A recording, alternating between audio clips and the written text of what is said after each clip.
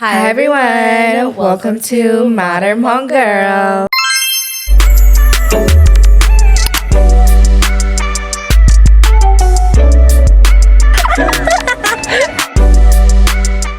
It's a girl, Emmie. And it's a girl, Lex. It is episode 61. And if you're watching, we're in the same outfit. We're pre-recording. Yeah. But if you're not watching, well, just welcome.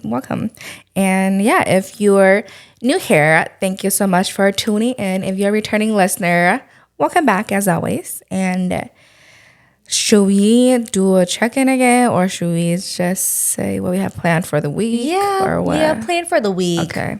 Okay, wait. Oh, I think it would be kind of funny though, because the week that this episode gets uploaded, we won't even be doing that, you know. But I guess because you're right. Yeah. What week is this episode getting uploaded? It is gonna be the May 6th.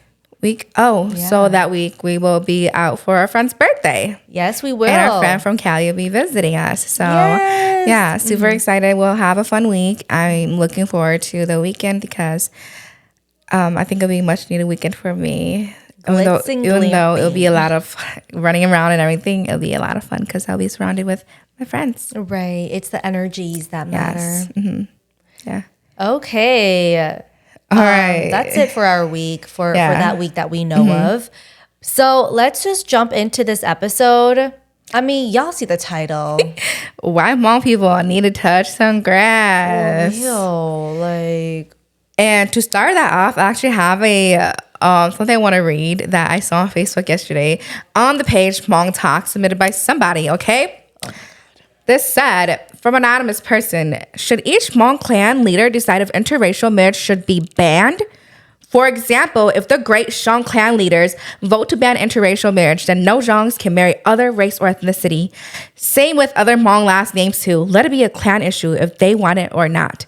However, we will allow gay and lesbians to Hmongs to marry out of race because those ones cannot breed and produce offspring. That is one exception we will allow. Oh my God. Yeah. Okay, I did see the post, but I didn't read it. That's why you need to touch a lot of fucking grass. And before we even say anything too, what gets to me is that you use the word breed and produce offspring. Is that all you see with people, human race or us women, for breeding and for offsprings? God damn. Well, you don't need to touch the grass. You need to touch God. For like, got him. No, like, I read this. It baffled me. I shared it and said, what the fuck? You know, if that's all what you see people as, then we just see you as an idiot. You are an idiot. You are a moron. You are an animal with no conscience or any. No, I don't even want to disrespect animals. Like, you are just a blank. Yeah. No, I'm fucking dead with this post, actually. I did see it, but I didn't read it because it just looked like nonsense to me. Bro, some of the comments said short answer, no. Long answer, no. Period. No, but sometimes, yeah, a lot of guys. Was it posted anonymously? Yeah, it was anonymously. See, a lot of guys, I'm happy that y'all disagreed with this because what the fuck? Yeah. It's crazy. I think this person probably maybe just posted to be funny, but like still, that went through your head. Like, yeah, no, I think like it could be funny to a degree, but I think like if this was actually taken seriously, something is chronically wrong with this person. Yeah. And I guess like it isn't really funny too because, you know, like I guess it could be taken two ways, right? Mm-hmm. Like one is just this isn't funny at all because this shouldn't even be up for debate. Yeah. It shouldn't even be structured in your head. What laws you trying to make? You're trying to go back to the old days, like before humans existed or something. I don't know. This is the bane of my existence. I would never exist if this is a Hmong law. I don't consider myself Hmong. Like, I am not Hmong. The producing and breeding part is wild to me. Breeding. We don't consider the gays and lesbians. Yeah. No, that shit is just so crazy. But to yeah, me that right I want to there. start off with that because that shows exactly why Hmong people need to touch the grass. Those Hmong pages on Facebook. I just can't with this post right now. Oh my god, I'm so glad I didn't read it, and then like you reading it out loud right now. Oh my god. Yeah, I just really think that these Hmong pages are the number one start to why these people need to touch grass, because they just post nonsense in there, and the nonsense that they post is very controversial, and they do that on purpose because that's their niche, and they just basically want to rage bait people. Basically, like when we did the episode about dating Hmong men versus not, we were posting rage baiting videos, right? Like just clips of our episode, because obviously it's a marketing tactic. But literally, we had a comment saying, "Oh, this page is just all about rage bait." I'm like, huh? Like, you watch one or two of our videos and you think it's just all rage bait. But if you really want to know what rage bait is, it is Hmong tea. It is the what else Hmong pages going on? I don't know. I don't go on those Hmong pages. I'm not in those Hmong pages. I just see them on my timeline. Yeah. Yeah. Oh God, they're so good at rage baiting people. Right. Yeah. But the sad thing is, a lot of the stuff on Hmong tea, people be very into it. Oh yeah, Or Hmong a lot of males I see really be interacting in those Hmong tea posts. Yeah, or are the main posters of the Hmong tea posts. Yeah. There's a lot of patriarchal energy in these pages. Yeah. Like, really, Hmong people be gossiping like there's no tomorrow. Exactly. Yeah. Like, it's not even our the guys that be gossiping anymore. It's these damn males on Facebook that be gossiping on Hmong tea. Like, hardcore. Yes. Yeah. I think that the reason why they also talk a lot of shit too is because they got nothing going on for them. Like, that's why they're so deeply rooted in the patriarchal culture. So deeply invested. Yeah, because that's the only way they're relevant. That is the only way you're relevant, is if you keep on adding on to the patriarchal system that has already been rooted in our culture, and that just makes you feel strong and needed and relevant again. And you're like, yeah, I'm a man. And it's just like, no, you're just typing. You're just Behind typing. That's it. a fake account. For real. Like, why don't you go to the gym? That way, I guess, you can actually go rah instead of like behind the damn computer screen or phone screen. Yeah, but honestly, like, I think that there are many out of touch people in our community. And again, not all, okay, but many. And I think that the reason why is it may be too much for them to intake, right? Because again, like going to cultural assimilation, it might be too fast for them to actually obtain all the information. And so they're just like, oh my God, like this is just too much for me. Like, this isn't how I was built. I need to go back to my roots, like my deep, deep roots, and just be that, because that is how I am relevant. And I do see a lot of our like Hmong boys doing that, Hmong guys, because as like we grow up and they see that in my family household, we are important, but how come when we go outside, we're not important? Like, that's just weird to me. And then that's why when they grow up and they're like, oh, like I don't feel powerful outside, but I feel powerful in my house. So I'm gonna continue the traditions in the culture that has been ingrained in me in my house and take that on with me. And so that's how like the generational like what is it? What is that called again? Like generational trauma, I guess. Generational trauma starts to just like unconsciously intertwines with our Hmong boys, and it's like, oh, I didn't even know I was toxic, but because like I feel like I'm relevant like this, I'm gonna continue being like this, you know. But I'm just not saying for all Hmong boys. I see it in some of our Hmong boys being like that, where they're just too comfortable in their house and they don't want to leave because they are important in their house. Their family members listen to them because they are a boy. So why don't they want to continue that? Like that's a pro for them. And whereas for our Hmong girls, like they would want to leave the house because they have no power there. They have no say. And so that's why. But yeah, goes back to like why they need to get out of the house, go touch some grass, go talk to different people. When you talk to new people, you gain a different perspective and mindset. And you're like, oh, your family does this, or you do this way.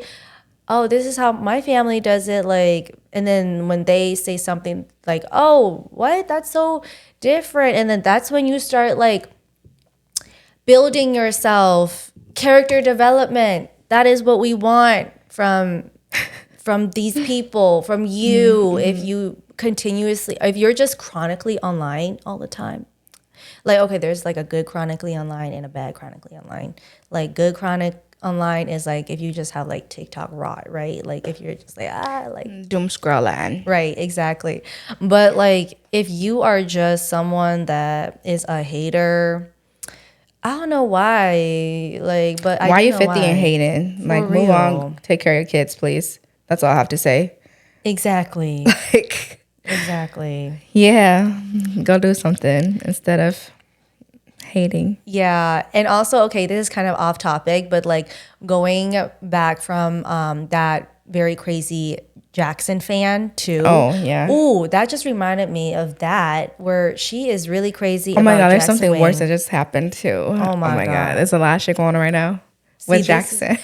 See, y'all, this is what I'm telling you. Like, you guys are so like invested in someone that you've never met, and you start building this fake narrative on you where like you don't even want to leave your house. Like you just want to be in it all the time. And then when you do go out, you feel endangered and you're like, oh, like I feel threatened. I need to go back to my little cocoon and back to my fake narrative. And it's just like, you can't even tell what's real from fake anymore. That's why I'm just like, oh my gosh, like, please. That brings me to AI.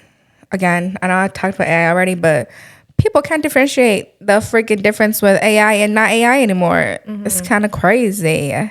Right. Yeah, that's all. that is really crazy. Like, yeah. Oh my gosh, that's when like you need to touch grass too.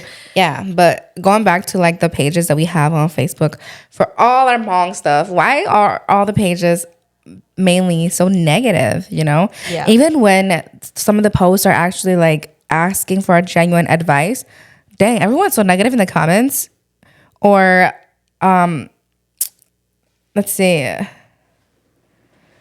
there's now did you guys know there's a page that literally always tracks like who has a DWI? Oh yeah. And they are up to like track with it. It would be like the day before this got DWI. You go on that page every day, refresh it, and find among people that got DWIs and put it up. Like, who did what to you? Why are you so like invested in trying to find all those people, you know? Yeah. I'm not gonna lie, I actually appreciate that page. Because it's like, oh, interesting. Like kind of like, oh, now you know how to, or you know who to steer clear of. Okay, like if they got a DUI, if they got sexual assault on them, if they got domestic violence on them, like you know to steer clear away from those people. Yeah, I feel like if it's like that, then yeah, but like the DUI ones where they find one every morning. Every morning? It is every morning. Okay, I see submissions all the time. Like you got a lot of time. You're really invested. Like okay, yeah. Damn, you know? Yeah, I would say like, you know, if that is like your full-time job, then you're doing great, sweetie. But if you know, well, I guess, you know, some people's passion is like that too. If that's their passion, then whoa. Okay, you're working FBI. Hard. For real. Just kidding. Yeah, but no, That is crazy though. Like waking up to a new DUI, DWI every day. It's like, damn, what that Hmong people is. And sometimes I see people I know, I'm like, oop. Like, my uncle was on there. I was like, shit, I wouldn't have known if I didn't see it though. For real? Just kidding. No, literally. But yeah, no, yeah. I wish there were more home pages that were very supportive and like-minded, and we all, just support each other in what we do. But a lot of things I see, there's not that much support, and they're always so negative. Yeah, I will say that I found this Hmong page. I forgot what it is called, but I did put it on our meeting document. Let me go and get that. But I was introduced to this Facebook page by, you know her. We met her at the pageant, and she was the lady, and she was the loudest one there. Oh, yeah. So funny story. I saw her again at a networking event. Yeah. Mm-hmm. And she introduced me to that page.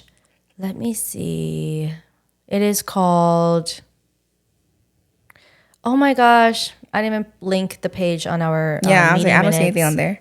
Darn it. But I forgot what it's called. But I did get into that page. But I can't find that page for some reason though.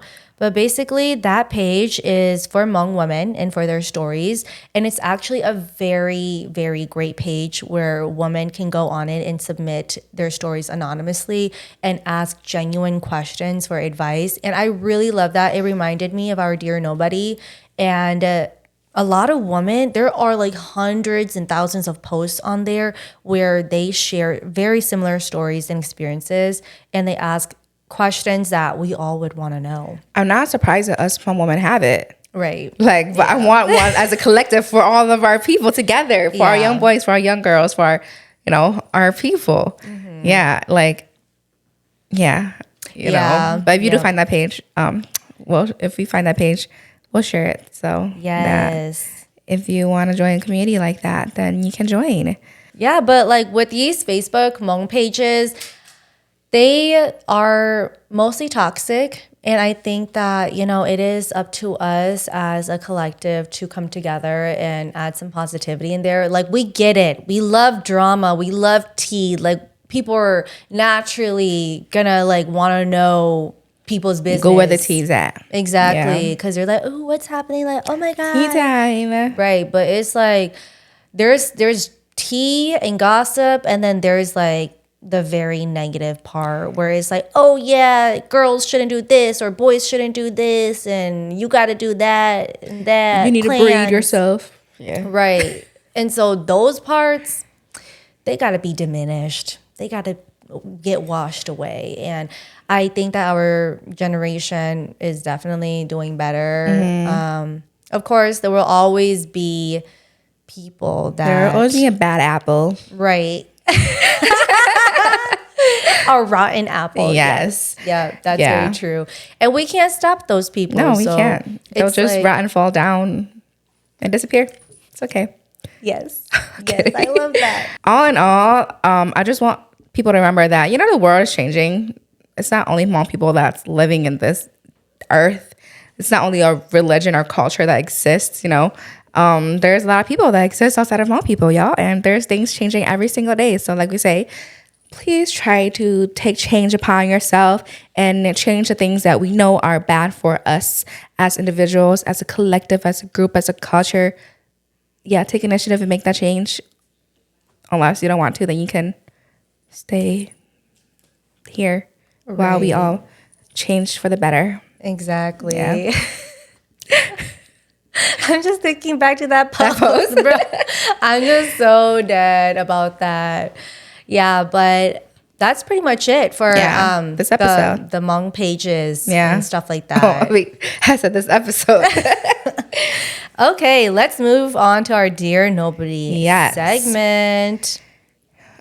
So it is Short Yi that submitted this. Mm-hmm. I married a man who still has his bad habits. I did this to myself, but with a baby on the way. I don't want them to experience divorced parents like me. Before we married, he was cheating on me with another woman. He said she's a nobody and for his friends, but I knew that was a lie. Whenever we called, he would be smiling and texting. Or is Whenever it whenever they called? he? Maybe whenever they called? Yeah, whenever they called, he would be smiling and texting. I can hear it and see it. He was not smiling at me. I pretended to not acknowledge anything and give him the benefit of the doubt. I was picking up shifts, working extra hours, and working back to back to save money for us. I worked hard to save money when I came to see him. I knew he was texting her every night we called. He would always rush me to bed while texting. I knew something wasn't right, and he did this to me for 6 months straight while we were dating. It got to the point where I asked who he was texting on call, and he said he's just talking with his friends about the her and the her. About the girl and her friends. Sorry. No, it does say that. The thing is, he talked about not liking her because she is a gold digger and a hoe. So I didn't think or say much about it. I just kept working myself to death all those months because I didn't know what to do or how to feel. I was overthinking and felt real insecure. He was being transparent with me, but also lied to me real good.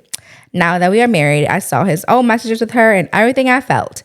All that overthinking was true. He texted her all night until he went to work. He even told her, He even told her about me. He told her that he plans on marrying me, to propose to me. She has a boyfriend and he has me. Yet they both texted each other all night until morning. He even texted missing her and how he missed messing with her. That broke my heart. I felt the whole world become dark while holding my baby bump. It made me wonder so hard continuing on to this day. How can you tell someone you plan on marrying someone one day and you say you miss the other person instead of your own significant other? He never says he loves or misses me. It was always me saying that to him. I still cry about it till this day. I truly believed he doesn't love me after seeing that. He's very protective of his phone, and I have a feeling he's texting another woman again. How can he tell other he's excited for our baby and text other women behind my back? Then again, I did this to myself. I married someone who doesn't love me, and I take the disrespect because whenever I catch him, he plays the victim and makes everything my fault. He gets all defensive when I confront him. I should have left when I had the chance, but because I loved him so much, I made myself miserable for someone who doesn't even care about me or my feelings. He doesn't love me and it shows. I'm just lying to myself. So I'm not sad while having a baby. I don't want a baby to be sad because of me. I don't know. That stresses me out a lot. For real. Miss Girl. You already know he's not shit. He wasn't shit. He's still not shit. Do you think he's gonna be shit after you have your baby? I don't think so. Yeah. I know we're saying it because like this and we're not in your shoes. Mm-hmm. But girl, stop putting yourself through this. You say you don't want your baby to be sad, but your baby feels everything you feel. That's true. What you felt when you saw him, that he texted that old girl or that he's texting new girls. Mm-hmm. Or that he's just doing unfaithful things and not loving you. Your baby feels all of that, even if you think that they don't. And I don't have a baby. I had a baby, but that's just what I truly think, it's scientific. Yeah, for you to think that your baby, you don't want your baby to feel sad because you're lying to yourself so you won't feel sad. They feel every other emotion that you're feeling. And I really, really, really hope you put yourself first. You say you don't want your baby to grow up with divorced parents, but do you want your baby to grow up seeing how unhappy you are? Mm-hmm. Eventually, with how everything is going right now, it will, I say, might lead to the divorce or lead to you being so unhappy that something may happen, something not good may happen, Mm-hmm. Like if you're already seeing the signs, please take the signs as it is, like he's showing it to you. He's showing to you straight out that he's a bad person. He's bad for you, bad for your baby, bad for your marriage, bad for everything. Take it as it is and leave, Mm-hmm.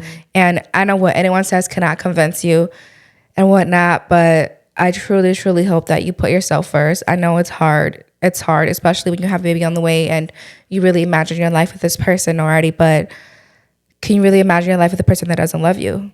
Right. Exactly. Yeah. Emmy said it beautifully. I honestly, when I hear about these stories, it just makes me like, I don't want to say you already know what to do, but you do. You do know what to do. To be honest. And we are grateful that you shared this story to us. And I know that, maybe you may be looking for guidance, but I'm going to say that you are your best guide. You listen to your gut. Yeah. Like, I understand you love him, you want a family, but Do you want a broken family? yeah, that ain't family right there. Yeah. And not only that, that girl that he's cheating on with, she is a fucking hoe because she got her own man too. Yeah. And she's still doing that. Yeah. And so I'm just going to say, like, if you want this to continuously be a love triangle with your baby on board, that's the life that you're choosing. And yeah, that's the life you're choosing for your baby. Like, your baby will be built upon these kind of. You have full autonomy to choose right now, and you either choose to be with this person that cheats on you continuously and makes you unhappy, makes you sad, makes you broken, or you choose yourself and be happy. Yes. And not be fake happy. Right. And I just want to emphasize so much is that you really build the system for your child. Like, your child, kids are not dumb. You have them, they remember everything and they tell the truth. Yes. And how they are raised and how they grow up is literally their infrastructure, is literally their foundation.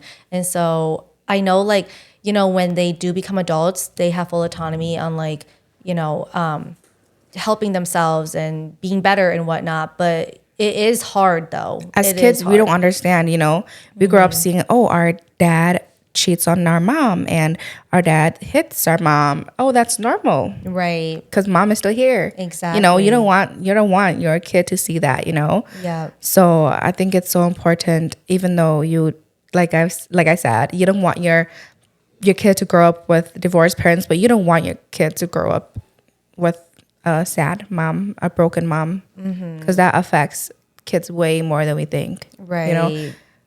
Yeah. But yeah, now that, like, I'm an adult and I see my parents for who they are, it makes me sometimes, like, it challenges me to kind of, like, depict who they really are, because just being a product of what has gone on in their life. And I think it'd be so nice to, like, know, like, who our parents are outside of being our parents. Yeah. Who they are as individuals before they became parents.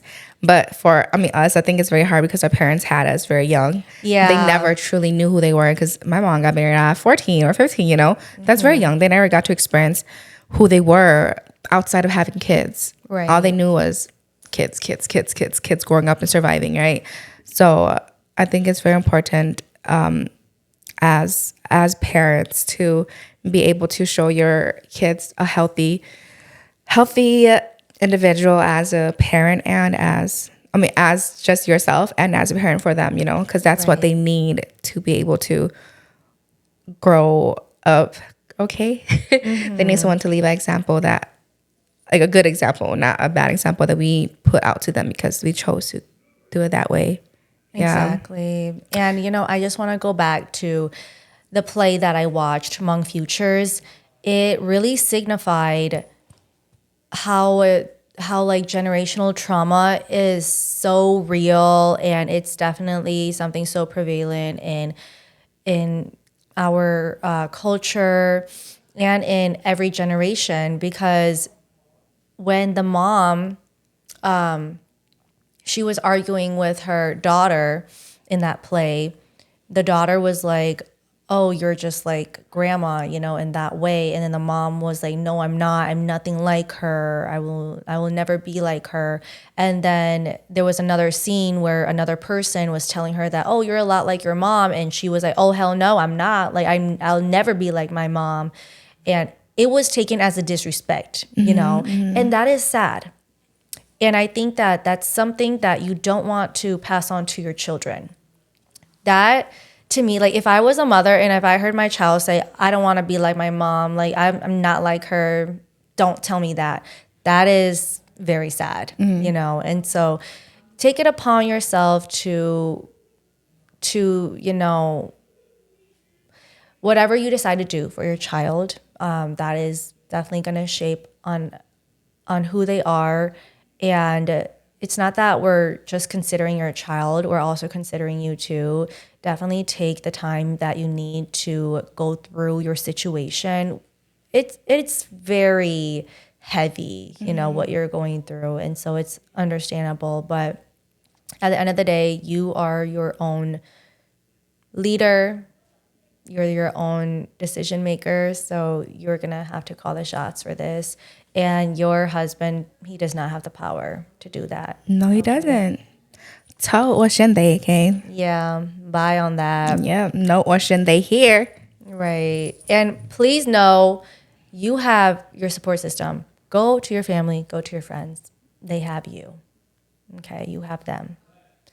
Yeah, that's basically all what I had to say about this. Yeah, I hope you have the strength one day to do everything for you and choose yourself. Right. Yeah, and your baby. But you come first, because if you're not good, your baby won't be good. So put yourself first. Yes. Yeah, so that sums it up for this episode. Yeah. Thank you so much for submitting. As always, if you're interested in submitting a episode, make sure to submit it through the link. Submitting an episode? Submitting a story, make sure to submit it through the link that we'll be putting in our description box. And advice for the week. Okay, now I got my advice ready for this week's episode. Start a new activity. Put the phone down. Okay, whether that's painting, going on a walk, I don't know, something you'd never imagined doing. Just do it. Just turn off the computer, turn off your phone, and just look outside. Bird watch. That's something new. I love bird watching. It's so cute. It's like, oh, look at them. They don't Look know. at those cute little dinosaurs that fly. Yes, exactly. But that's my advice. Mine is, don't be scared to take risks. I think a lot of time we downplay ourselves because we really underestimate what we can do. So don't be scared to take risks, because I'm trying to take a risk this year. So let's get it. 2026, even though it's already started, it's just started again for me. Wait, what is the It's risk? my timeline. Yes. It's my own timeline. So I don't care if it's already April. It's still January for me. Period. But what is that risk, though? Do you want to disclose it? Oh, I was planning on rebranding my makeup stuff and doing something new, my new business idea. Super excited for that. More will come when I actually officially establish everything. But yeah, don't be scared to take risks, y'all.